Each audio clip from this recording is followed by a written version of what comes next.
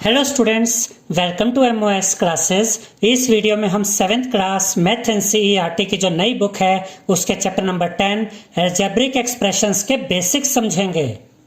तो सबसे पहले हम एग्जाम्पल के द्वारा समझते हैं कि अलजेब्रिक एक्सप्रेशन क्या होता है। तो यहाँ पर हमने एक अलजेब्रिक एक्सप्रेशन लिखा है 2xy माइनस 8x प्लस 9।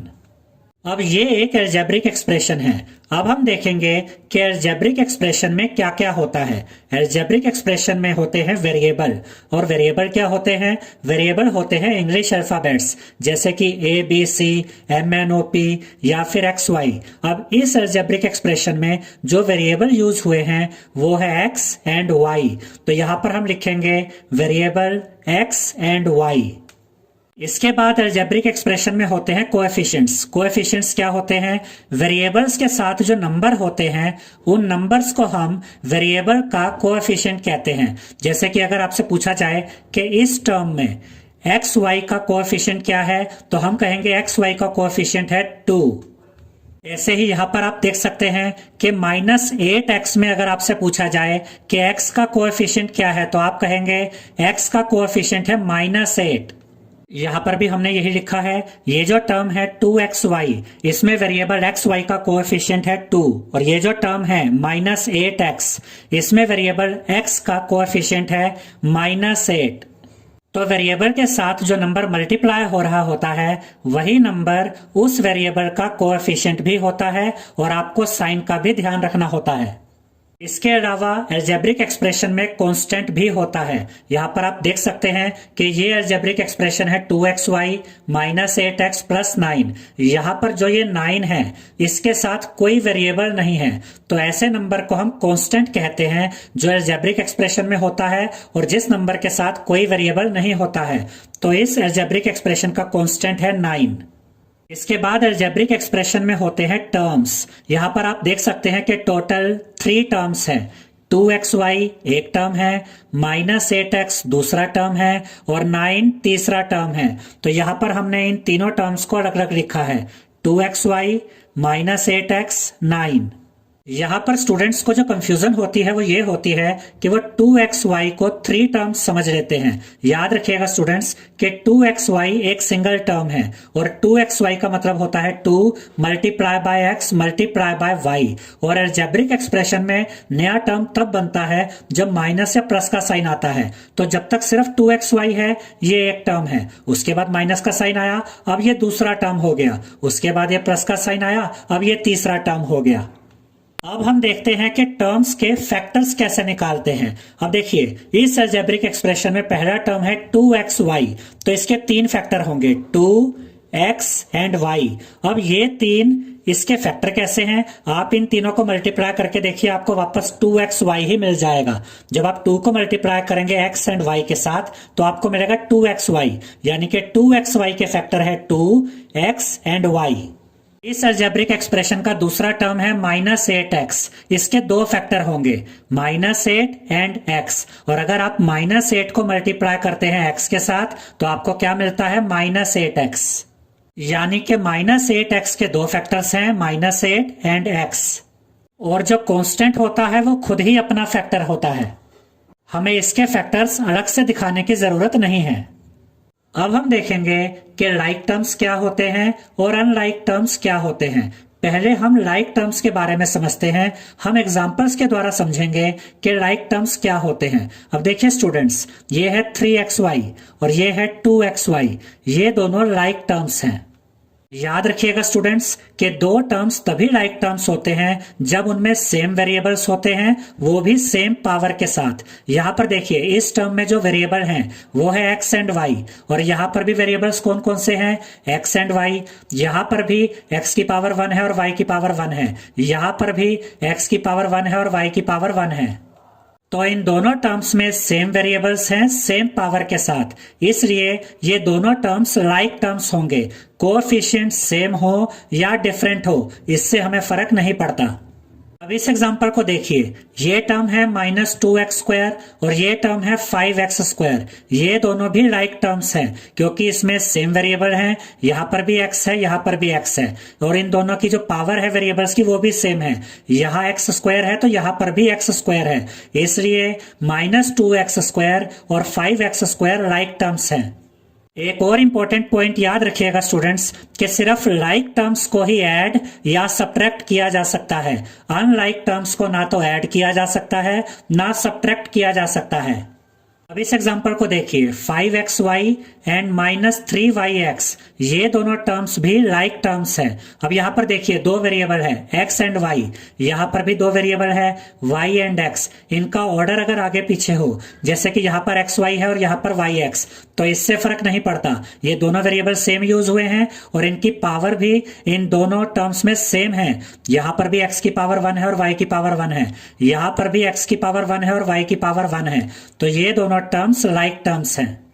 अब अगले एग्जांपल को देखते हैं, 7xyz एंड 10yzx, ये दोनों टर्म्स भी लाइक टर्म्स हैं। यहाँ पर भी जो तीन वेरिएबल यूज हुए हैं वो है xyz, यहाँ पर भी xyz ही यूज हुए हैं, यहाँ पर भी xyz की पावर 1 है, यहाँ पर भी इन तीनों वेरिएबल्स की पावर 1 है, इसलिए ये दोनों टर्म्स भी लाइक टर्म्स हैं।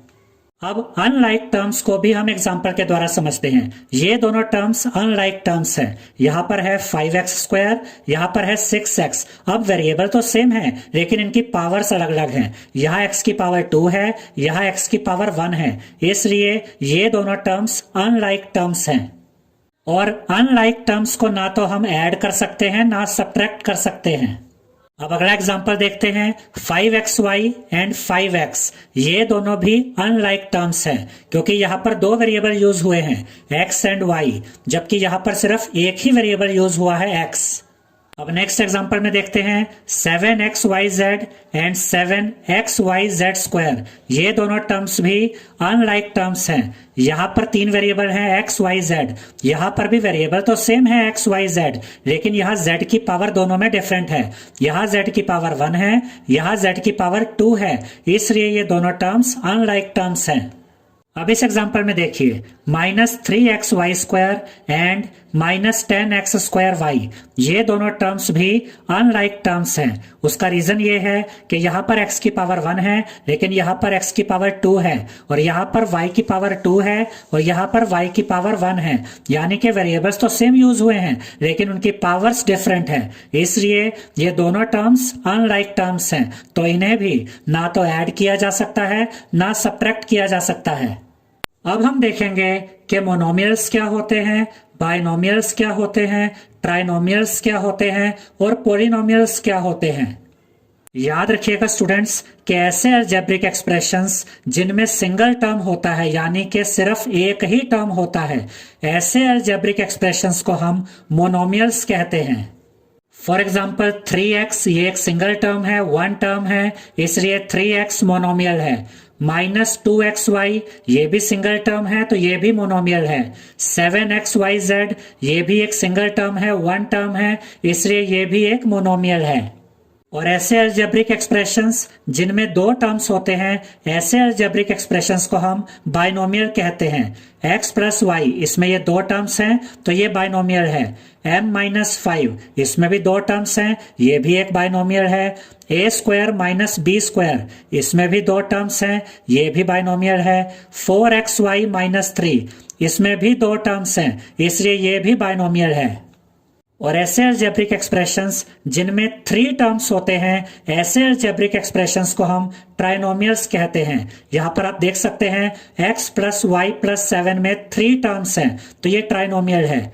यहाँ पर देखिए ab + a + b, इसमें भी 1, 2, 3 टर्म्स हैं तो ये भी ट्राइनोमियल है। और यहाँ पर देखिए 3m² + 5n - 2, इसमें भी 3 टर्म्स हैं तो ये भी एक ट्राइनोमियल है। और पॉलिनोमियल्स क्या होते हैं, याद रखिएगा स्टूडेंट्स कि मोनोमियल्स को, बाइनोमियल्स को और ट्राइनोमियल्स को पॉलिनोमियल्स भी कहा जाता है। यानी कि आप मोनोमियल्स को भी पॉलिनोमियल्स कह सकते हैं, बाइनोमियल्स को भी पॉलिनोमियल्स कह सकते हैं और ट्राइनोमियल्स को भी पॉलिनोमियल्स कह सकते हैं। अब हम देखेंगे कि अलजेब्रिक एक्सप्रेशंस को ऐड या सब्ट्रैक्ट कैसे किया जाता है। याद रखिएगा स्टूडेंट्स कि जब भी आप अलजेब्रिक एक्सप्रेशंस को ऐड करते हैं या सब्ट्रैक्ट करते हैं तो आपको दो बातों का ध्यान रखना है। एक तो ये कि सिर्फ लाइक टर्म्स को ही ऐड किया जा सकता है या सब्ट्रैक्ट किया जा सकता है, और दूसरी बात ये कि जब भी आप लाइक टर्म्स को ऐड करते हैं या सब्ट्रैक्ट करते हैं तो सिर्फ उनके जो कोएफिशिएंट्स होते हैं उन्हीं को ऐड किया जाता है या सब्ट्रैक्ट किया जाता है, और जो वेरिएबल्स होते हैं वो एज इट इज रहते हैं। अब हम एग्जांपल्स के द्वारा इस बात को समझेंगे जिससे आपका ये एडिशन और सब्ट्रैक्शन का कंसेप्ट बिल्कुल क्लियर हो जाएगा। तो पहले हम देखते हैं कि अलजेब्रिक एक्सप्रेशंस को ऐड कैसे किया जाता है। तो इस एग्जांपल में हमें 7x और 5x को ऐड करना है, और ये दोनों लाइक टर्म्स हैं। तो अगर हमें इन दोनों लाइक टर्म्स को ऐड करना है तो हम यहाँ पर इनके कोएफिशिएंट्स को ऐड करेंगे। यहाँ 7 है, यहाँ 5 है, 7 + 5 12 होता है। तो यहाँ पर हम लिखेंगे 12, और इनका जो ये वेरिएबल है x उसको यहाँ पर हम 12 के साथ लिखेंगे। तो जब हमने 7x को ऐड किया 5x के साथ तो हमें आंसर मिला 12x, और 12x का मतलब होता है 12 × x। अगले एग्जाम्पल में हमें दिया गया है 3xy + 7xy। हमें इन दोनों टर्म्स को ऐड करना है। अब देखिए स्टूडेंट्स, ये दोनों टर्म्स लाइक टर्म्स हैं क्योंकि इनमें वेरिएबल भी सेम है और उन वेरिएबल्स की पावर भी सेम है। अब हम इन लाइक टर्म्स को ऐड करते हैं तो हम इनके कोएफिशिएंट्स को ऐड करेंगे। यहाँ कोएफिशिएंट 3 है, यहाँ पर कोएफिशिएंट 7 है। 3 + 7 10 होता है, तो यहाँ पर हम लिखेंगे 10। यहाँ पर वेरिएबल xy यूज हुआ है तो 10 के साथ हम लिखेंगे xy। तो जब हमने 3xy और 7xy को ऐड किया तो हमें मिला 10xy। नेक्स्ट एग्जांपल में हमें 3x + 11 और 7x - 5 को ऐड करना है। तो यहाँ पर हम लिखेंगे 3x + 11 + 7x - 5। अब हम लाइक टर्म्स को एक साथ लिख देंगे। यहाँ पर आप देख सकते हैं कि 3x और 7x लाइक टर्म्स हैं। तो यहाँ पर हम लिखेंगे 3x + 7x, और ये जो कॉन्स्टेंट्स हैं इन्हें भी हम यहाँ पर एक साथ लिख देंगे। तो यहाँ पर हम लिखेंगे +11 - 5। जब आप 3x और 7x को ऐड करेंगे तो आपको मिलेगा 10x। तो यहाँ पर आप लिखेंगे 10x, और जब आप 11 में से माइनस करेंगे 5 को तो आपको मिलेगा 6, और 11 बड़ा नंबर है जिसका साइन पॉजिटिव है तो 6 के साथ भी यहाँ पॉजिटिव साइन आएगा। तो यहाँ पर हमें मिल गया है 10x + 6। तो जब हमने 3x + 11 और 7x - 5 को ऐड किया तो हमें आंसर मिला 10x + 6।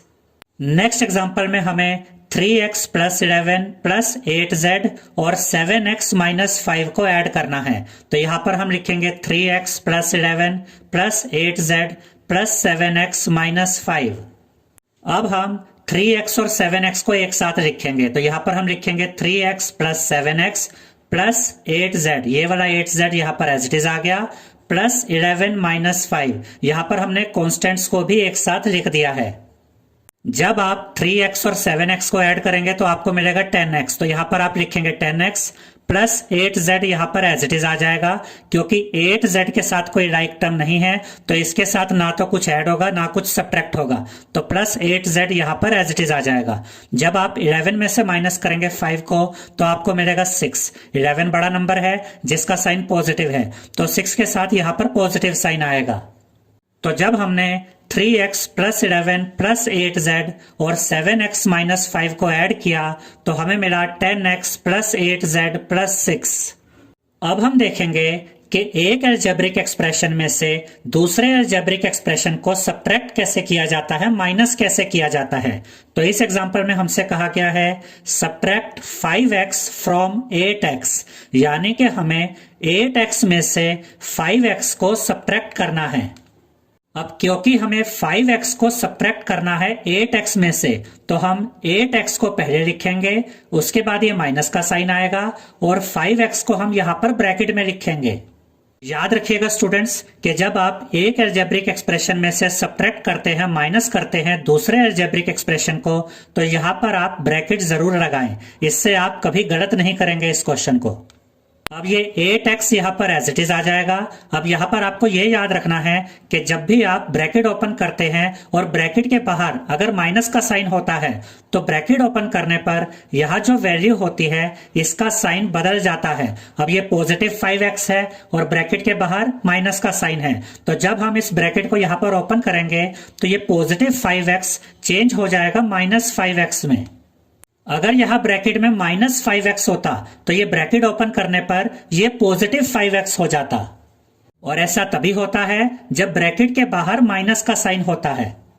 अब यहां पर हमें मिल गया है 8x - 5x। जब आप 8x में से माइनस करेंगे 5x को तो आपको मिलेगा 3x।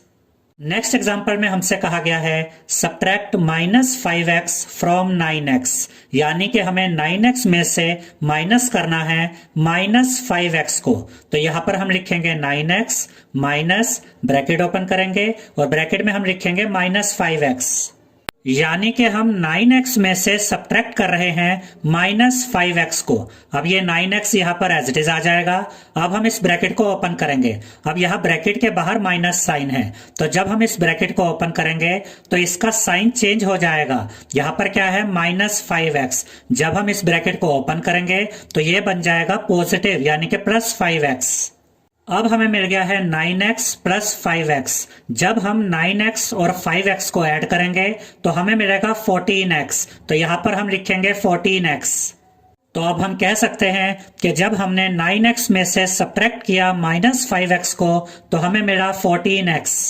नेक्स्ट एग्जांपल में हमें दिया गया है subtract a - b from 3a - b + 4, यानी कि हमें 3a - b + 4 में से सब्ट्रैक्ट करना है a - b को।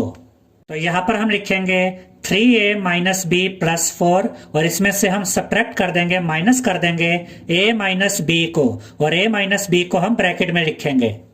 अब ये 3a - b + 4 यहाँ पर एज इट इज आ जाएगा। अब हम इस ब्रैकेट को ओपन करेंगे। अब क्योंकि इस ब्रैकेट के बाहर माइनस साइन है, तो जब हम इस ब्रैकेट को ओपन करेंगे तो ये जो पॉजिटिव a है ये चेंज होकर -a बन जाएगा, और ये जो -b है ये चेंज होकर +b बन जाएगा। यानी कि ब्रैकेट ओपन करने पर इन दोनों के साइन बदल जाएंगे क्योंकि ब्रैकेट के बाहर माइनस साइन है। अब हम लाइक टर्म्स को एक साथ लिख देंगे। तो यहां पर हम लिखेंगे 3a - b + b + 4। यहां पर आप देख सकते हैं स्टूडेंट्स कि हमने ये जो लाइक टर्म्स है 3a और -a इनको एक साथ लिखा है, और ये जो लाइक टर्म्स है -b और +b इनको भी एक साथ रखा है, और ये जो कांस्टेंट है +4 इसको हमने यहां पर लिखा है। अब ये पॉजिटिव b और ये नेगेटिव b आपस में कैंसिल हो जाएंगे। ये भी याद रखिएगा स्टूडेंट्स कि अगर आप चाहें तो -b और +b को यहां पर भी कैंसिल कर सकते हैं, और जब आप 3a में से माइनस करेंगे a को तो आपको मिलेगा 2a। तो यहां पर आप लिखेंगे 2a, और क्योंकि बड़ा नंबर 3a है और ये पॉजिटिव है तो 2a भी पॉजिटिव आएगा। ये +4 यहां पर एज इट इज आ जाएगा। याद रखिएगा स्टूडेंट्स कि a का मतलब होता है 1a, तो जब आप 3a में से माइनस करते हैं 1a को तो आपको मिलता है 2a। तो जब हमने 3a - b + 4 में से सब्ट्रैक्ट किया a - b को तो हमें आंसर मिला 2a + 4। नेक्स्ट एग्जांपल में हमसे कहा गया है सब्ट्रैक्ट 3x - 10 फ्रॉम 20x + 14, यानी कि हमें 20x + 14 में से सब्ट्रैक्ट करना है 3x - 10 को। तो यहाँ पर हम 20x + 14 को पहले लिखेंगे, उसके बाद ये माइनस का साइन आएगा और ब्रैकेट में हम लिखेंगे 3x - 10 को, यानी कि हम 20x + 14 में से माइनस कर रहे हैं, सब्ट्रैक्ट कर रहे हैं 3x - 10 को। अब ये 20x + 14 यहाँ पर एज इट इज आ जाएगा। अब हम इस ब्रैकेट को ओपन करेंगे, और क्योंकि इस ब्रैकेट के बाहर यहाँ माइनस साइन है तो जब हम इस ब्रैकेट को ओपन करेंगे तो इन दोनों के साइन चेंज हो जाएंगे। ये पॉजिटिव 3x है तो ब्रैकेट ओपन करने पर यह बन जाएगा -3x। ये -10 है तो ब्रैकेट ओपन करने पर यह बन जाएगा +10। अब हम लाइक टर्म्स को एक साथ लिख देंगे। तो यहाँ पर हम लिखेंगे 20x - 3x, और ये जो दोनों कॉन्स्टेंट्स हैं इनको भी हम एक साथ लिख देंगे। तो यहाँ पर हम लिखेंगे +14 + 10। जब आप 20x में से माइनस करेंगे 3x को तो आपको मिलेगा 17x, तो यहां पर आप लिखेंगे 17x। और जब आप 14 और 10 को ऐड करेंगे तो आपको मिलेगा 24, तो यहां पर आप लिखेंगे प्लस 24। तो जब हमने 20x प्लस 14 में से सब्ट्रैक्ट किया 3x माइनस 10 को तो हमें मिला 17x प्लस 24। अब हम देखेंगे कि अलजेब्रिक एक्सप्रेशन की वैल्यू कैसे फाइंड की जाती है। हम इसे एग्जांपल्स के द्वारा समझते हैं। इस एग्जांपल में हमसे कहा गया है find the value of 5x for x is equal to 2। यहां पर अलजेब्रिक एक्सप्रेशन है 5x और हमें यह कहा गया है कि अगर x की वैल्यू 2 है, यानी कि अगर हम x की जगह 2 रखते हैं तो इस अलजेब्रिक एक्सप्रेशन की क्या वैल्यू हमें मिलेगी। तो यहां पर हम लिखेंगे 5x इज इक्वल टू, याद रखिएगा स्टूडेंट्स कि 5x का मतलब होता है 5 मल्टीप्लाई बाय x। तो यहां पर हम लिखेंगे 5 मल्टीप्लाई बाय, और x की जगह यहां पर हम x की वैल्यू यानी कि 2 रख देंगे। तो यहां पर हम लिखेंगे 5 मल्टीप्लाई बाय 2। तो जब आप 5 को मल्टीप्लाई करेंगे 2 के साथ तो आपको मिलेगा 10। तो यहां पर आप लिखेंगे 10। तो अब हम ये कह सकते हैं कि अगर x की वैल्यू 2 है तो इस अलजेब्रिक एक्सप्रेशन की वैल्यू 10 है। नेक्स्ट एग्जांपल में हमसे कहा गया है find the value of x plus 4 for x is equal to 5, यानी कि हमें यह कहा गया है कि x की वैल्यू अगर 5 है तो इस अलजेब्रिक एक्सप्रेशन x प्लस 4 की वैल्यू क्या होगी। तो यहां पर हम लिखेंगे x plus 4 is equal to, x की जगह यहां पर हम x की वैल्यू रख देंगे और x की वैल्यू हमें दी गई है 5। तो x की जगह यहां पर हम लिखेंगे 5, उसके बाद ये प्लस का साइन एज इट इज आ जाएगा, उसके बाद ये 4 भी एज इट इज आ जाएगा। और जब आप 5 और 4 को ऐड करेंगे तो आपको मिलेगा 9। तो यहां पर आप लिखेंगे 9।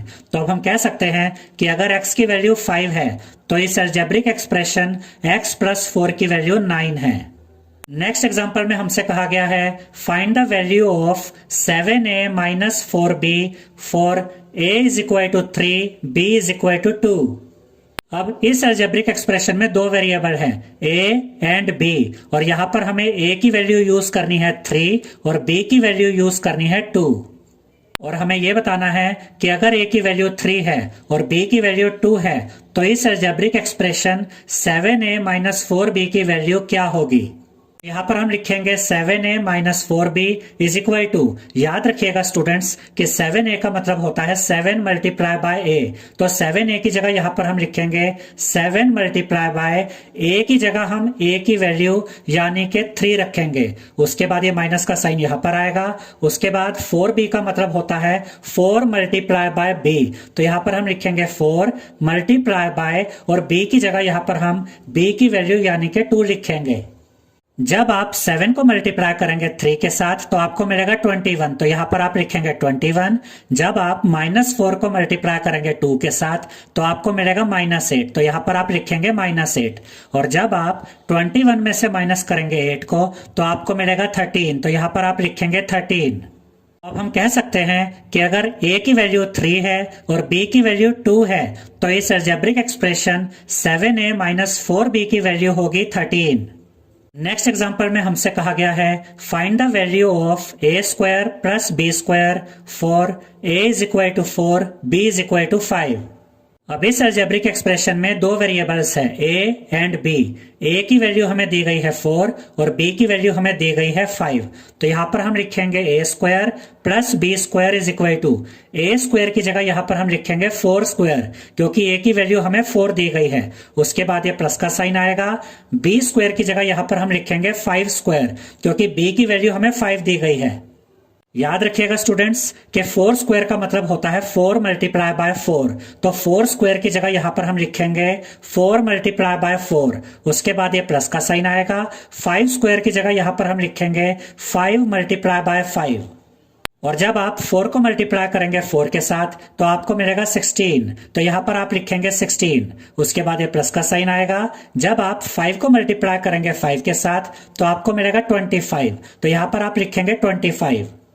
और जब आप 16 और 25 को ऐड करेंगे तो आपको मिलेगा 41। तो यहां पर आप लिखेंगे 41।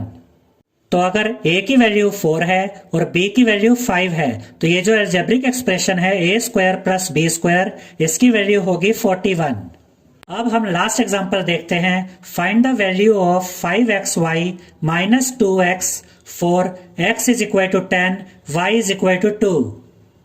अब देखिए स्टूडेंट्स, इस अलजेब्रिक एक्सप्रेशन में दो वेरिएबल्स यूज हुए हैं, एक तो x है और दूसरा y है। x की वैल्यू हमें दी गई है 10 और y की वैल्यू हमें दी गई है 2। तो यहां पर हम लिखेंगे 5xy minus 2x is equal to 5xy का मतलब होता है 5 multiply by x multiply by y। तो 5 यहां पर एज इट इज आएगा, उसके बाद मल्टीप्लाई का साइन आएगा। x की जगह यहां पर हम x की वैल्यू यानी कि 10 लिखेंगे, उसके बाद मल्टीप्लाई का साइन आएगा और y की जगह हम y की वैल्यू यानी कि 2 लिखेंगे। उसके बाद ये माइनस का साइन यहां पर आ जाएगा। 2x का मतलब होता है 2 मल्टीप्लाई बाय x, तो यहां पर हम लिखेंगे 2 मल्टीप्लाई बाय x की जगह यहां पर हम x की वैल्यू यानी कि 10 लिखेंगे। जब आप 5, 10 और 2 को मल्टीप्लाई करेंगे तो आपको मिलेगा 100, तो यहां पर आप लिखेंगे 100। और जब आप -2 को मल्टीप्लाई करेंगे 10 के साथ तो आपको मिलेगा -20, तो यहां पर आप लिखेंगे -20। जब आप 100 में से माइनस करेंगे 20 को तो आपको मिलेगा 80, तो यहां पर आप लिखेंगे 80। तो अब हम कह सकते हैं कि अगर x की वैल्यू 10 है और y की वैल्यू 2 है तो ये जो अलजेब्रिक एक्सप्रेशन है 5xy माइनस 2x, इसकी वैल्यू होगी 80।